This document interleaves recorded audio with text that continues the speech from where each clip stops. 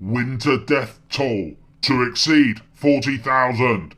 Campaigners say the figures are a tragedy and that more should be done to help vulnerable elderly people. The cold weather death toll this winter is expected to top 40,000, the highest number for 15 years. The figures were described as a tragedy for the elderly by campaigners who warned that not enough was being done to protect pensioners from unnecessary deaths in cold weather. Malcolm Booth, Chief Executive of the National Federation of Occupational Pensioners, said excessive winter deaths look like rising above the exceptional 2008/9 total and potentially reaching over 40,000, and this is a disaster for the elderly in Britain.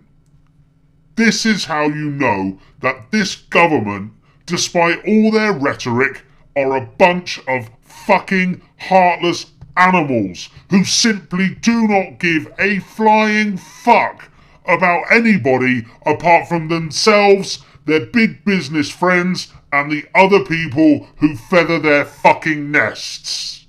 I'm so fed up about ranting about this bunch of wankers we have for government. It's really depressing.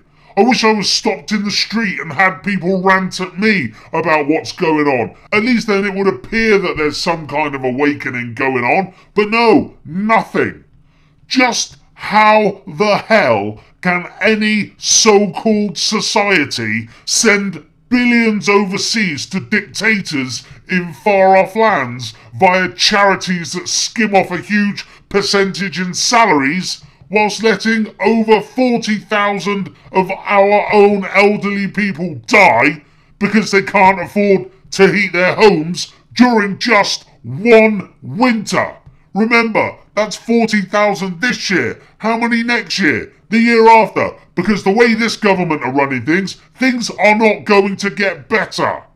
What kind of society fights the EU for millionaire bankers to have unlimited millions in bonuses whilst over 40,000 elderly people die because they can't afford to heat their fucking homes? What are we doing? Why aren't we standing up? We've got to start being heard.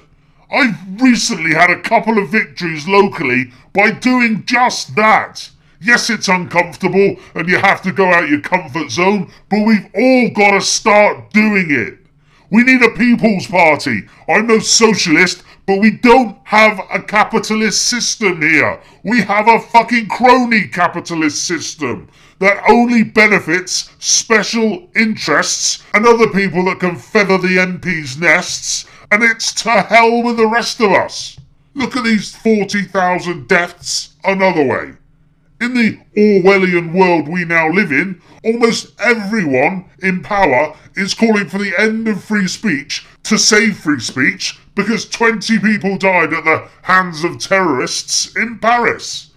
But 1,000 people die needlessly in the NHS a month in the UK, and 40,000 people are going to die over the winter because they can't afford heating. And this, I would suggest, is also by the hands of terrorists, i.e. David Cameron and his fucking ruthless government. Yet, Cameron is applauded everywhere he takes his cheesy span-faced fucking smile, and he's never called out about his fucking crimes.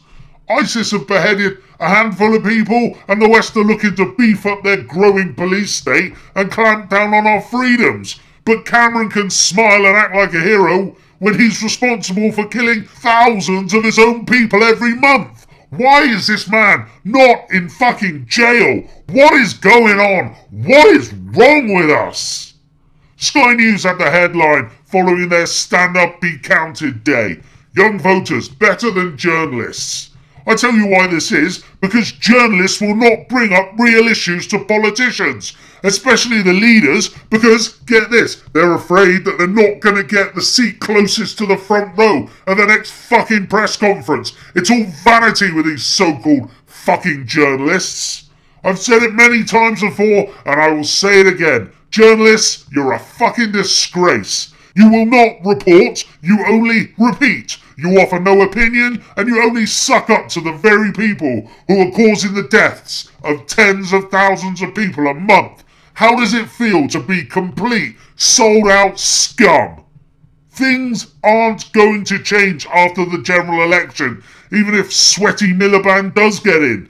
Nothing at all will change. Labour and the Conservatives will do the same, whoever gets in. Will UKIP save us?